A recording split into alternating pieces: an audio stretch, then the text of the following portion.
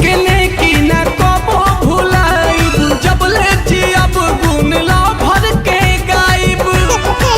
तो कर चलते समस्या हमर हल हो गई।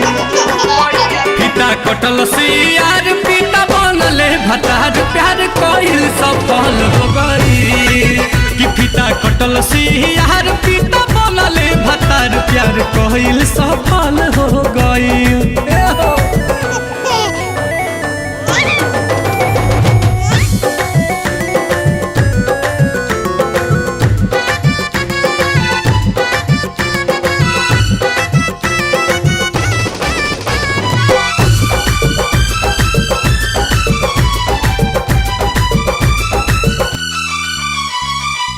बाजारा बोला के कहल जान राख दूरी हो, पियावा खटाई दिन रात एक सूरी हो।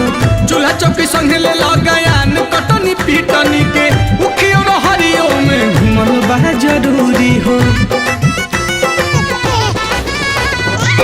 बाजारा बोला के कहल जान राख दूरी हो, पियावा खटाई दिन रात एक सूरी हो। चूल्हा चौकी संगे ले लगायान कटनी पीटनी के, उखियो हरिया में घुमल बा जरूरी हो। नैहर में सिखबू तो ससुरा में टिकबू, ओतने भेटाई माजा जतने परिकबू। सच सुर हुआ ना ओकर कहल हो गई। पिता कटल सियार पिता बनले भतार, प्यार कइल सफल हो गई। पिता कटल सियार पिता बनले भतार, प्यार कइल सफल हो गई।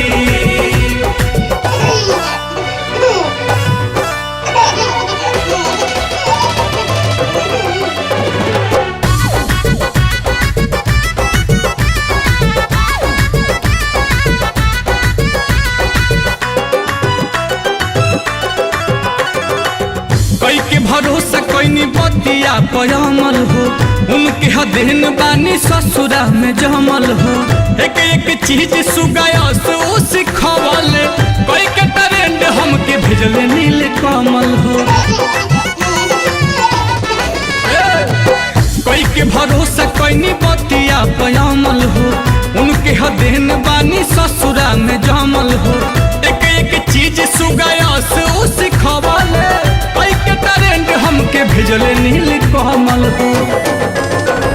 सोनू सुधा करके सको ना भइल, रंग लाइल मेहनत यारवे के कइल। मुँह बबुआ के ओकरे नकल हो गई। पिता कटल सियार पिता बनले भतार, प्यार कइल सफल हो गई। पिता कटल सियार पिता बनले भतार, प्यार कइल सफल हो गई।